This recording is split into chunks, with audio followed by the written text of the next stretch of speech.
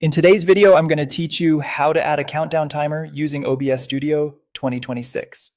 A countdown is perfect for stream intros, short breaks, or letting your audience know when you're going live. We'll set this up using the built-in tools in OBS, so there's nothing extra to install. Start by opening OBS Studio and make sure you're on the scene where you want the timer to appear. In the sources box at the bottom, click the plus icon to add a new source. Choose text, GDI plus, and give it a clear name like timer so you can find it easily later. When the text properties window opens, you can pick your font, size, color, and add an outline or drop shadow for better readability. Don't worry about typing any text yet, the script will handle that. Click OK, then position and scale the new text source on your canvas so it sits where you want the countdown to be. Now let's wire it up with the OBS script. Go to the top menu, open Tools, then select Scripts. In the Scripts window, click the plus button. This opens the default OBS scripts folder that comes with your installation. Find and select the file named countdown.lua, then confirm.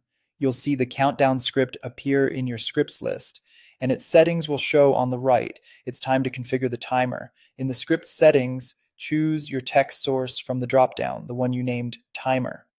Set the duration to however long you need. For example, type 05 hours for a 5-minute countdown.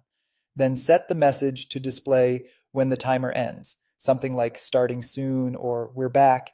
This message will replace the numbers when the countdown hits 0, so pick phrasing that fits your stream. When those fields look good, click the Set Reset Timer button to start the countdown. You'll see the numbers begin ticking down in your preview. If you don't see it, make sure the timer source is visible in your sources list and that it's not hidden behind other elements. You can close the scripts window now. The timer will keep running in the background.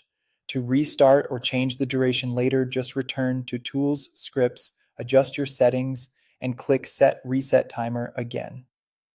Before you go live, double check that the text is readable against your background. High contrast makes a big difference. You can also lock the timer source in the Sources panel to prevent accidental moves while you stream. That's it, your countdown timer is ready to go in OBS Studio. Happy streaming!